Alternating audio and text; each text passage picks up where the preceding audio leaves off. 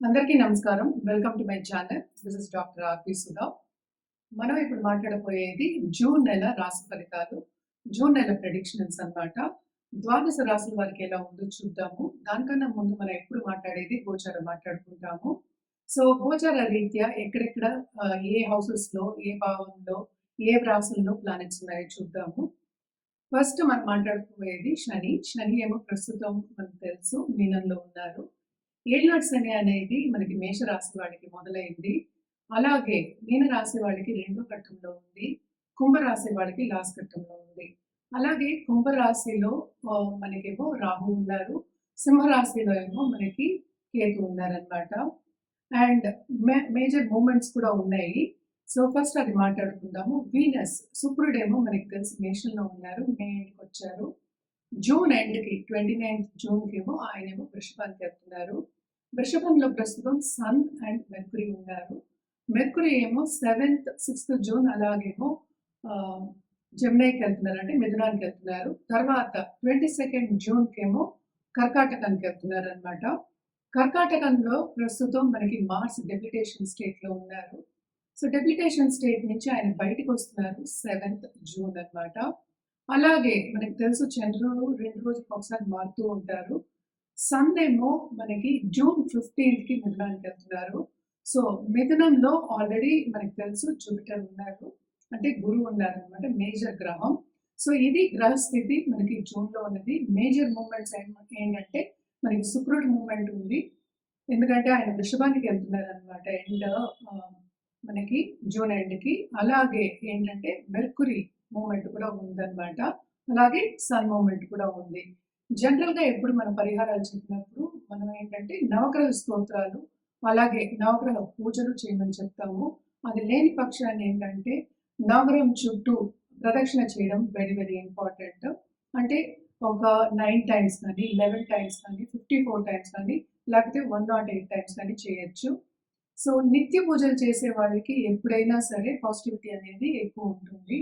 ఎప్పుడులాగే ఏంటంటే అన్ని నెలలు మనం మాట్లాడుకున్నట్టే కొన్ని రాసుల వారికి చాలా బాగుంటుంది, కొన్ని రాసుల వారికి అంత బాగుండదు. ఏదైనా మిశ్రమమే. లైఫ్ అనేది ఏంటంటే ఎక్కువ తక్కువలు అనేది మనం చూస్తూనే ఉంటాం అన్నమాట. సో ఇప్పుడు ద్వాదశ రాసుల వాళ్ళకి ఎలా ఉందో చూద్దాం.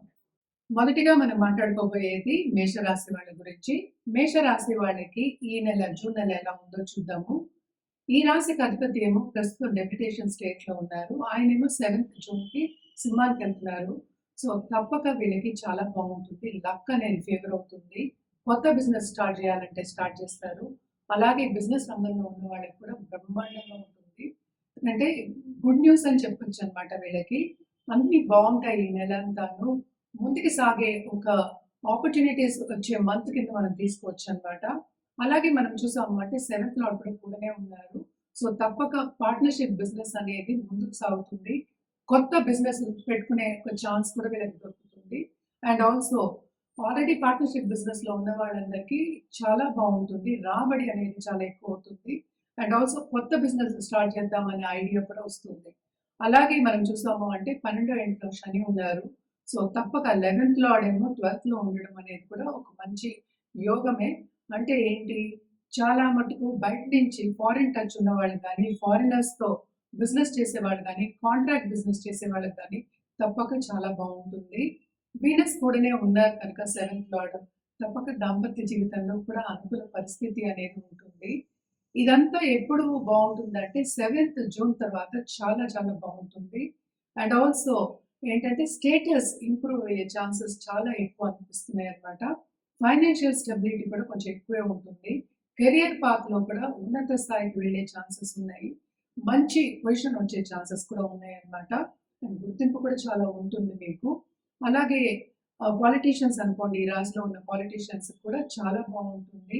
ఫైనాన్షియల్ కూడా చాలా ఫైనాన్సెస్ గానీ, ఫైనాన్షియల్ స్టెబిలిటీ గానీ చాలా బాగుంటుందన్నమాట.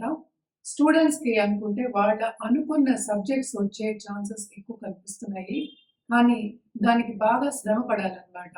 వీళ్ళు ఎక్కడ జాగ్రత్త తీసుకోవాలి అంటే తప్పక వీళ్ళు ఏంటంటే పర్సనల్ డెవలప్‌మెంట్ మీద ధ్యాస పెట్టవలసిందే. ఎందుకంటే 12th శని డబ్బు ఖర్చు బాగా ఇస్తారు. ఏలినాటి శని ఉంది. అలాగే ట్రావెల్ కూడా బాగా ఇస్తారు ఈ నెలంతాను. తప్పక ఏంటంటే బంధుమిత్రులతో కలయిక ఉంటుంది. విందు వినోదాల్లో పాల్గొనడం అనేది ఉంటుంది. అలాగే ఏంటంటే లోన్స్ తీసుకోవడం కూడా జరుగుతుందనమాట. సో, కొంతవరకు వీళ్ళు జాగ్రత్త పడడం ఏంటంటే, క్రయ విక్రయాలు చేసినప్పుడు లేకపోతే లోన్స్ తీసుకున్నప్పుడు జాగ్రత్తగా ఉండడం అనేది మంచిది. ఏదైనా లోన్ ఇస్తే మాత్రం తిరిగి రావడం కొంచెం కష్టమే. రాబడి అనేది కొంచెం కష్టం ఉంటుందనమాట. లాభం చూపించినప్పటికీ ఈ నెలంతాను second half of this month ఇంకా చాలా బావుంటుందనే చెప్పాలి. First half of this month start చేయడము, second half of this month implement చేయడం అనేది జరుగుతుంది. అలాగే మనకి థర్డ్ లార్డేమో సెకండ్ హౌస్‌లో ఉన్నారు. సో, తప్పక వీళ్ళకేంటంటే అంత ఈజీగా రాబడి అనేది first half of this month రాదు. So, second half of this month నుంచి కొంచెం బావుంటుంది వీళ్ళకి అని చెప్పొచ్చు. కానీ ఏలినాటి శని ప్రభావం తప్పక ఉంటుంది. అది లేకుండా ఉండదు. అయినా కూడా కొంతవరకు పాజిటివిటీ కనిపిస్తుంది. బికాస్ మిగతా గ్రహాలు కూడా మనం మాట్లాడుకోవాలి కదా! సో, తప్పక ఏంటంటే వీళ్ళకి ఫారినర్ టచ్ లేకపోతే కన్సల్టెన్సీ బిజినెస్, ఆన్‌లైన్ బిజినెస్ చేసేవాళ్ళు, కంప్యూటర్ బిజినెస్ చేసేవాళ్ళు అండ్ ఆల్సో మెటల్ బిజినెస్ చేసే వాళ్ళందరికీ చాలా బావుంటుంది ఈ నెల అని చెప్పొచ్చనమాట. పరిహారాల విషయానికొస్తే గనక తప్పక వీళ్ళు శనికాళ్ళు పట్టుకోవడం చాలా మంచిది. అంటే ఏం చేయాలి? శనివారం, శనివారం తైల దీపం పెట్టుకోవడం. అలాగే ఏంటంటే మనకి లేని వాళ్ళకి అంటే బయట కూర్చుంటారు కదా! టెంపుల్ బయట ఉన్న వాళ్ళకి కానీ, లేకపోతే అనాథాశ్రమం గానీ, వృద్ధాశ్రమం గానీ వెళ్ళి అన్నదానం చేయడం అనేది చాలా చాలా ఇంపార్టెంట్. శనికేంటంటే సర్వీస్ అంటే చాలా ఇష్టం. మీరు ఎవరికైనా వెళ్ళి వృద్ధాశ్రమం అయినా సరే, ఎవరికైనా సరే వెళ్ళి వికలాంగులకైనా సరే కొంచెం సర్వీస్ చేయడం అనేది మంచిదనమాట. అలాగే ఏంటంటే ధార్మిక కార్యక్రమాల్లో పాల్గొని కొంచెం సర్వీస్ చేయడం కూడా చాలా చాలా మంచిది. అవన్నీ సూచనలు కనిపిస్తున్నాయి.